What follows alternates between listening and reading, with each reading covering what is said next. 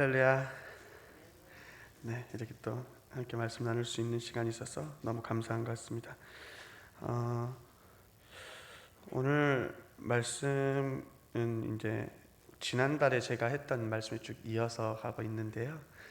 오늘 말씀에 그 땅에 기근이 들었음을 이야기하면서 말씀을 시작하는데, 그 땅에 대해서 우리가 조금 보려면 지난 시간 말씀을 조금만 기억했으면 좋겠습니다.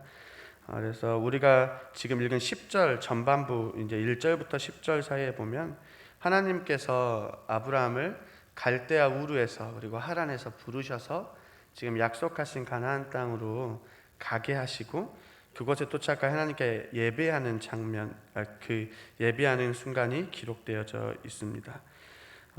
그래서 우리는 지난달에 말씀을 볼 때 제가 세 가지를 나눴었는데, 첫째는 안정되고 세상의 법칙이 지배하는 그런 갈대아 우르라는 장소에서 떠나서 하나님의 말씀이고 하나님께 순종할 수 있는 공간인 약속의 땅으로 떠나야 된다.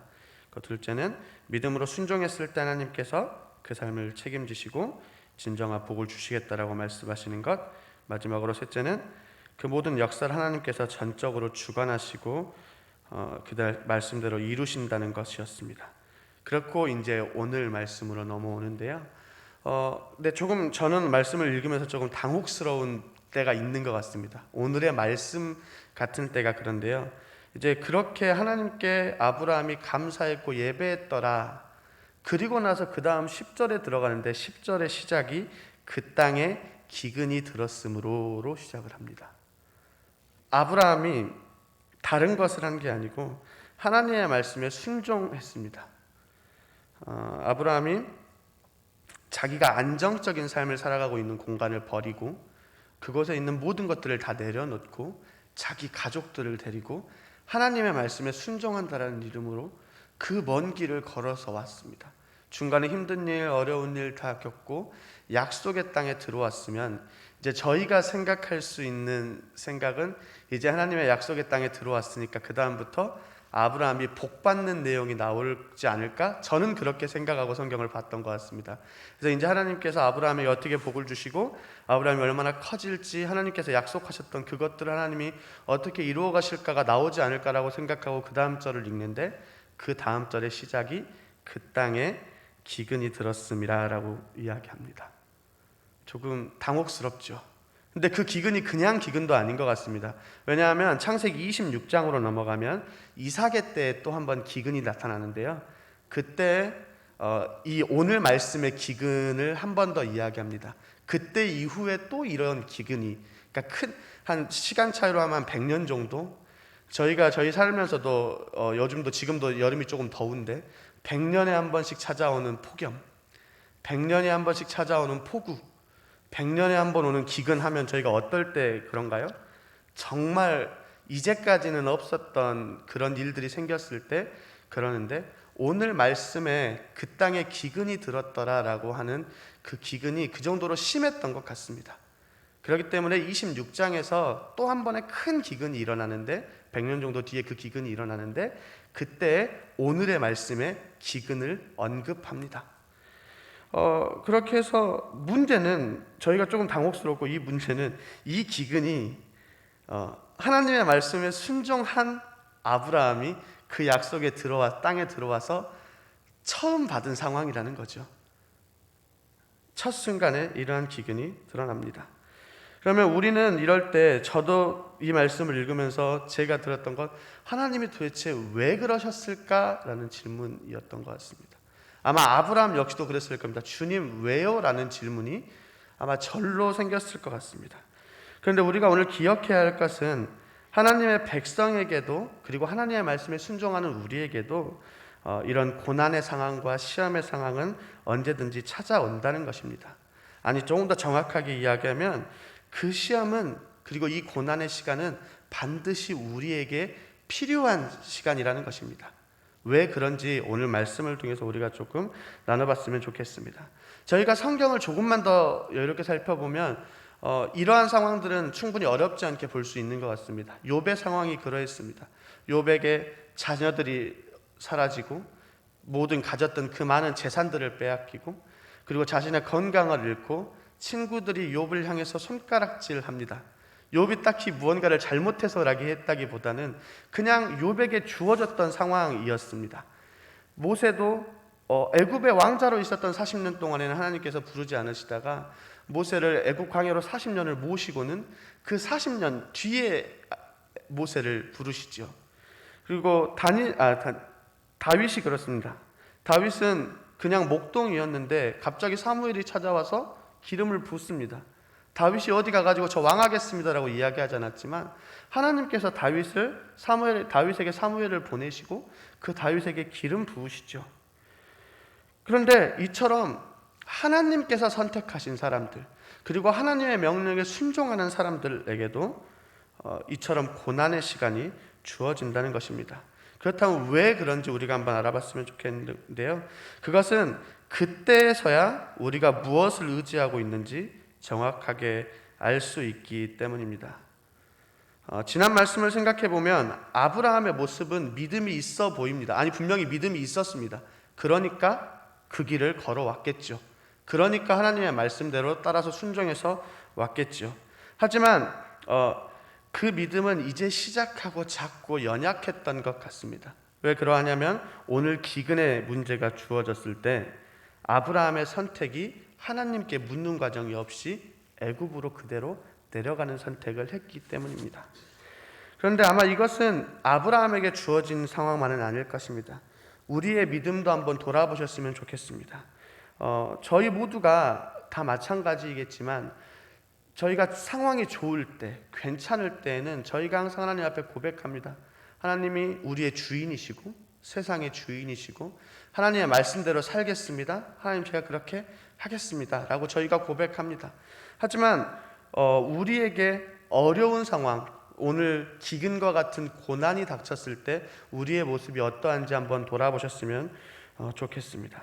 갑자기 직장이 사라진다면, 갑자기 건강이 잃어진다면, 갑자기 제가 일평생을 이루어갔던 그런 것들이 사라진다면, 그리고 그게 나 하나에 국한된 것이 아니고 내가 챙겨야 하는 내 가족들과 내가 책임져야 되는 우리 가정에까지도 그것을 같이 감안해야 되는 상황이 생긴다면 우리가 그러한 상황 때 어떻게 하나님 앞에 반응하고 무엇을 의지하느냐인 것입니다.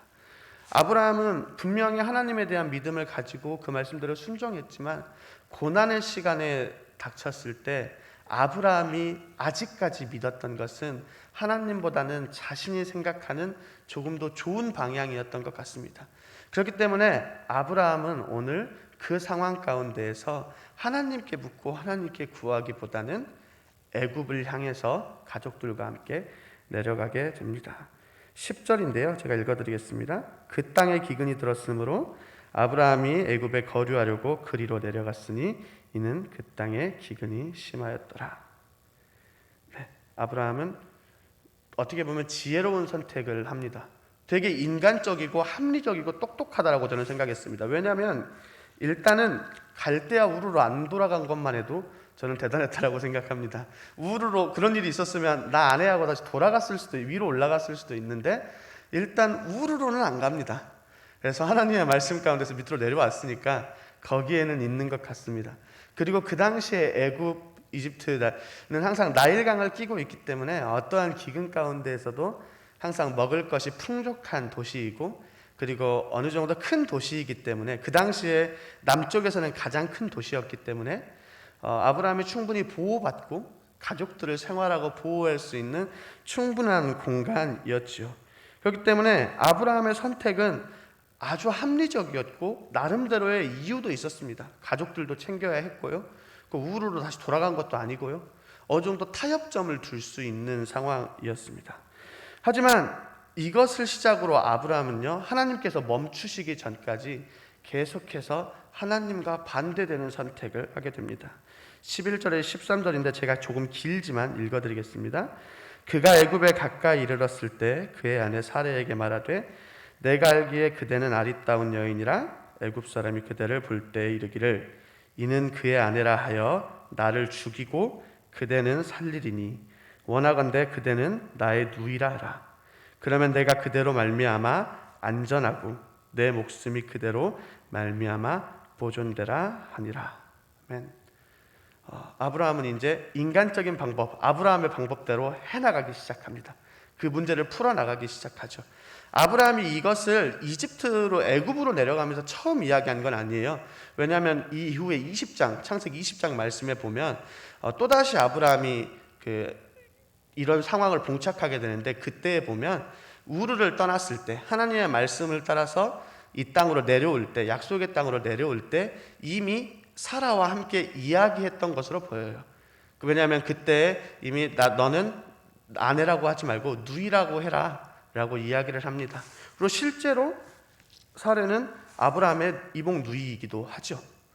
그런데 이것은 이렇게 한 데에는 두 가지 이유가 있는데, 그 당시에 아름다운 여인을 거느린다라고 하는 것은 힘이 있어야 가능한 것이었습니다. 그 사회가 그랬습니다. 지금으로 생각하기엔 이해할 수 없는 일이지만 그 당시 사회에서는 아름다운 여인은 둘 중에 하나입니다. 죽여서 가지고, 남편을 죽여서 빼앗아 오거나, 가족이면 많은 지참금, 돈을 주어서 가족으로 데리고 오는 경우 두 가지인 거죠. 그러니까 아브라함은 사례는 너무나도 아름다웠고, 그러니까 걱정이 되니까 떠나는 순간부터 자신을 보호하기 위해서 사라한테 그렇게 이야기했던 거죠. 이처럼 아브라함은 애굽으로 내려가는 방법을 선택하면서 자신을 보호할 방법들을 계속해서 생각해냅니다. 아브라함 스스로 나름대로 합리적이고 지혜롭고, 이 정도로 하면 이유도 충분한 거죠. 자신을 보호하는 것도 목적이기도 하고, 이복 누이니까 안 주면 그만이기도 하고, 그리고 어찌되었든 실제로 자신의 누이이기도 했기 때문에 아브라함은 나름대로의 합리적인 방법을 가지고 자신을 보호하며 살아가죠. 하지만 이것은 아브라함의 이러한 방법은 해결책이 되지 못하는 것을 우리는 볼 수 있습니다. 14절 16절인데요. 아브라함이 애굽에 이르렀을 때 애굽 사람들이 그 여인이 심히 아리따움을 보았고, 바로의 고관들도 그를 보고 바로 앞에서 칭찬함으로 그 여인을 바로의 궁으로 이끌어 들인지라. 이에 바로가 그로 말미암아 아브라함을 후대함으로 아브라함이 양과 소와 노비와 암수 나귀와 낙타를 얻었더라. 아멘. 실제로 사라가 아름다웠던 것 같습니다. 보통 이제 저희가 흔히 말하는 저도 이제 곧 결혼을 하는데, 제 아내들 사람은 세상에 제일 아름답지만 그렇게 이야기하지만 항상 그렇죠. 모두에게 그렇지는 않을 때가 많은데, 아브라함의 아내 사라는 65세 나이에도 너무나도 아름다웠던 것 같습니다. 그렇기 때문에 애굽에 왔는데 실제로 고관들이 술렁입니다. 보는 사람마다 사라를 이야기를 하고, 이 이야기가 누구의 귀에 들어가게 되냐면 바로의 귀에 들어가게 됩니다. 그리고 바로는 이 말씀에서만큼은 되게 신사적인 사람으로 나오죠. 되게 억울한 사람처럼 나오기도 합니다. 바로가 그래서 아브라함에게 수많은 지참금을 줍니다. 수많은 지참금. 그리고 실제로 아브라함은 이 바로가 준 재물로 인하여서 이 이후부터 소개되어질 때 부유한 사람으로 나오게 됩니다. 아브라함이 이 바로에게 받은 이 이후부터 아브라함은 부유한 사람이라고 표현이 되는데요. 그래서 아브라함이 그 수많은 것들을 받고 어쩔 수 없이 사례를, 자신의 아내를 동생이라고 생각했기 때문에 바로의 궁에 보내게 되는 것이죠. 이제 아브라함의 선택의 결과가 이랬습니다. 아브라함은 나름대로 합리적이고 지혜로운 결정을 했다고 생각했습니다. 기근이 생겼고요. 그러니까 물과 먹을 것이 있는 곳으로 갔고, 사람들이 자신을 죽일까 해서 동생이라고 잘 꾸며가지고 자신을 보호했습니다. 그런데 그 결과는 무엇이냐면 결국은 왕에게 자신의 아내를 빼앗겼다라고 해야죠. 빼앗긴 상황이 생기게 된 것입니다. 이제 아브라함이 할 수 있는 게 아무것도 없습니다. 아브라함은 이제 모든 것이 다 끝났다라고 할 수 있는 상황이죠. 그런데 이때 하나님께서 비로소 일하십니다. 17절입니다. 여호와께서 아브라함의 아내 사레의 일로 바로와 그 집에 큰 재앙을 내리신지라. 아멘.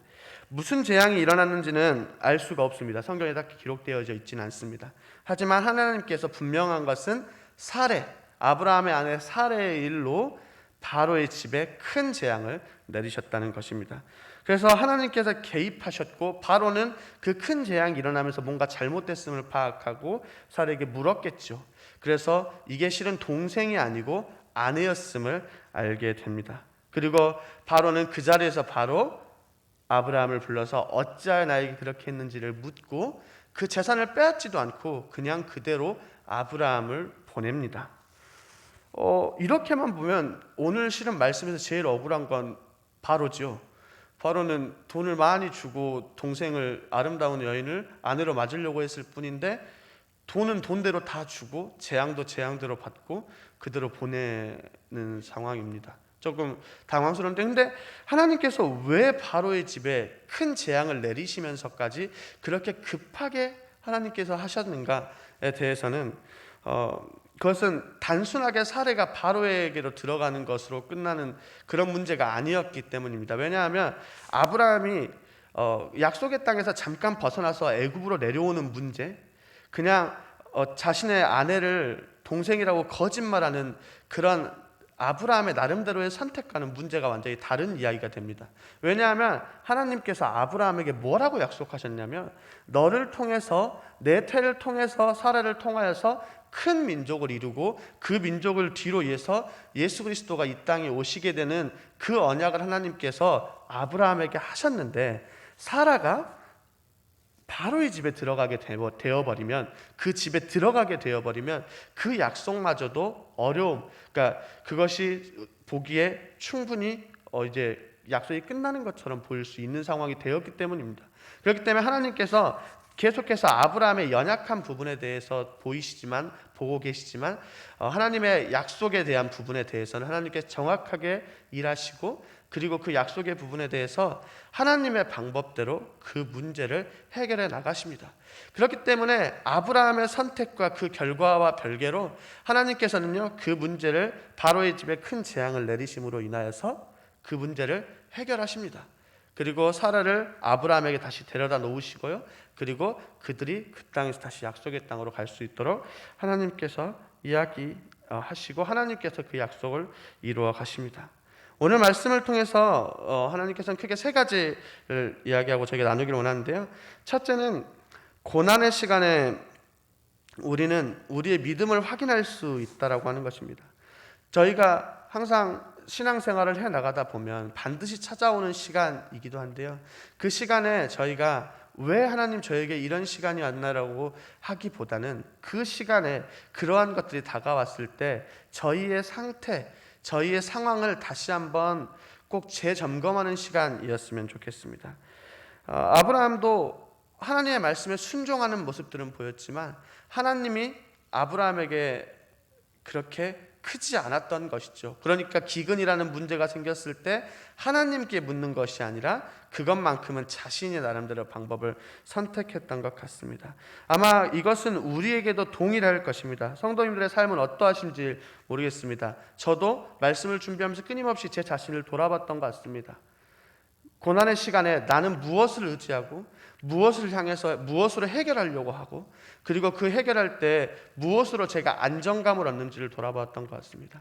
그래서 만약에 성도님들의 삶 가운데에서 고난의 시간에 하나님을 의지하신다면, 하나님께 구하고 하나님께 기도하신다면 더욱더 하나님께 기도하시고 더욱더 하나님을 의지하시며 하나님께 감사하며 살아가시는 시간들이 되었으면 좋겠습니다.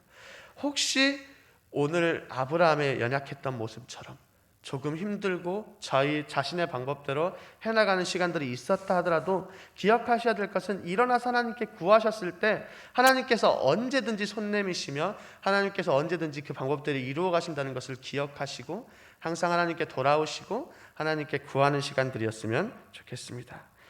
둘째는 하나님께서 세상에서 가장 크신 분, 하나님께서 이 세상의 주인이시라는 것을 아브라함에게 이야기해 주십니다. 아브라함이 살고 있던 그 당시의 시대는 너무나도 많은 신들이 존재했던 시간인 것 같습니다. 그래서 갈대아 우르에도 신들이 있었고요, 강한 나라일수록 강한 신이었습니다. 그래서 저희는 바로라고 하지만 이제 역사 속에서는 파라오라고 이야기하죠. 태양의 신의 아들이라고 이야기해서 바로는 그 당시에 신적인 존재였습니다. 로마 황제가 그랬던 것처럼 바로도 신으로 추앙받았고, 그리고 성경에서가 아니라 그 당시에 바로의 눈에 보았을 때, 그리고 아마 우르에서 떠나서 아브라함에게도 하나님은 그냥 아브라함의 한 가족이 믿는 작은 신으로 생각되어졌을 겁니다. 그렇다라는 것이 아니라 그 당시 사회가 그랬습니다. 많은 신들이 있었고, 농사면 농사의 신한테 빌어야 되고, 출산은 출산의 신에 빌어야 되고, 이러한 너무나도 많은 우상들이 판을 치고 있는 이 시대에서 아브라함도 그러한 정점에 있는 갈대아 우르를 떠나왔기 때문에 아브라함의 마음 가운데 하나님을 예배하는 마음이 있으면서도 마음 한켠에 계속해서 불안함이 있었을 것입니다. 그렇기 때문에 기근이 생겼을 때 아브라함이 이러한 선택을 했던 것이죠. 그런 아브라함을 향해서 하나님께서 바로의 집에 큰 재앙을 내리심으로 바로보다도 훨씬 더 큰 존재이심을 보여주십니다. 더 정확히는 하나님께서 이 세상의 주인이심을, 모든 것의 주인이심을 하나님께서 아브라함에게 보여주시죠. 그래서 아브라함이 지금은 이러한 선택을 하지만, 저희가 성경을 조금만 뒤로 돌아가 보았을 때 하나님이 아브라함에게 너 이삭을 나에게 바칠래? 라고 이야기했을 때 아브라함의 모습을 보면 저희가 알 수 있습니다. 아브라함이 아침에 일찍 일어나서 가죠. 그 이후에 이렇게 아브라함은 하나님에 대해서 배우고 하나님을 의지하는 법을 배워가며 믿음이 차차차차 성장하다가, 아브라함에게 하나님께서 너가 제일 사랑하는 이삭을 내게 주라고 이야기했을 때에도 그때의 아브라함은 더 이상 고민하지 않습니다. 지체하지 않습니다. 방법이 어떠한 것을 묻지 않습니다. 하나님께서 그렇게 하시면 이유가 있고, 하나님께서 그렇게 하시는 데는 뭔가가 있겠다고 생각하고 그대로 순종하는 모습을 보여줍니다. 이처럼 하나님께서는 오늘 사건을 통하여서 아브라함에게 그 당시 인간 중에 가장 높은 신이라고 불리는 바로보다도 하나님께서 훨씬 더 높으신 분이라는 모습을 아브라함에게 보여주십니다. 이것은 우리에게도 마찬가지입니다. 하나님께서는 이 세상의 주인이십니다. 하나님께서는 우리가 매일 걱정하고 우리가 고난이라고 힘들다라고 생각하는 그 모든 환경까지도 다 다스리시는 분이시고, 그것을 우리가 하나님께 구했을 때 하나님께서 반드시 해결하시며 그 모든 것 위에 계심을 잊지 마시고 그 하나님을 의지하시면서 살아가셨으면 좋겠습니다. 세 번째는 우리의 부족함에도 하나님께서는 그 약속을 이루어 가신다는 것입니다. 아브라함이 날고 기어서 결국은 아브라함의 선택의 결과는 사라를 뺏기는 것이었습니다. 단순하게 사례만 빼앗기는 것이 아니라 하나님께서 아브라함에게 하셨던 약속마저도 빼앗기는 것 같이 우리의 눈에는 보이는 그러한 상황이었습니다. 하지만 하나님께서는 아브라함의 연약함을 아셨고요, 그 상황에 하나님께서 보시고 그 연약함의 부분에 대해서 하나님께서 일하시고 그 약속을 이루어 가십니다. 하나님께서 실은 모든 역사를 이루어 가시죠. 저희가 하나님께서 우리를 사용하시는 것뿐이죠. 그래서 저희가 때로는 저도 그런 것 같습니다. 신앙생활을 가다 보면 제가 마치 무언가를 하는 것처럼 느낄 때가 있는 것 같습니다. 제가 하나님 앞에 무언가를 이루어가면 주님 제가 이거 잘했지요라고 하면서 나아갈 때가 있는 것 같습니다. 하지만 그럴 때일수록 우리는 청지기이며 우리는 그냥 그저 하나님의 종에 불과할 것을 잊어버리지 않으셨으면 좋겠습니다. 그래서 하나님께서 이 모든 역사를 이루어 나가신다는 것을 기억하시고 하나님께서 그 이루어 나가시는 역사 가운데 참여하시고 하나님께 구하시고 하나님을 인정하고 그 하나님을 의지하면서 말씀대로 한 주간을 살아가셨으면 좋겠습니다. 말씀을 정리할 텐데요. 하나님의 백성에게도 반드시 고난은 찾아오는 것 같습니다. 그런데 고난이 찾아오는 것뿐만 아니라 이 고난의 시간은 반드시 필요한 것 같습니다. 그 시간을 통하여서 저희의 믿음의 상태를 점검해 보셨으면 좋겠고요. 그리고 그 시간 가운데에서 더욱더 하나님을 의지하여서 이 세상의 주인 되심, 그 누구보다도 더 크신 하나님을 보시고 하나님을 의지하시며 하나님께서 이루어 가시는 그 약속 가운데 함께 하시며 살아가는 저희 모두가 되었으면 좋겠습니다. 기도하겠습니다. 살아계신 하나님 아버지, 감사합니다. 주님, 이렇게 함께 주님의 말씀을 듣습니다. 세상 그 어떤 것보다 더욱더 크시며 세상의 주인 되신 하나님을 저희가 봅니다. 지금 저희가 단순하게 머리로만 그것을 아는 것이 아니라 저희의 삶 가운데서 그것을 철저하게 인정하게 하시고 그 앞에 엎드려 정말 주님의 말씀대로 순종하며 살아가는 저희 모든 성도님들 될 수 있도록 함께해 주시옵소서. 살아계신 예수 그리스도 이름으로 기도드립니다. 아멘.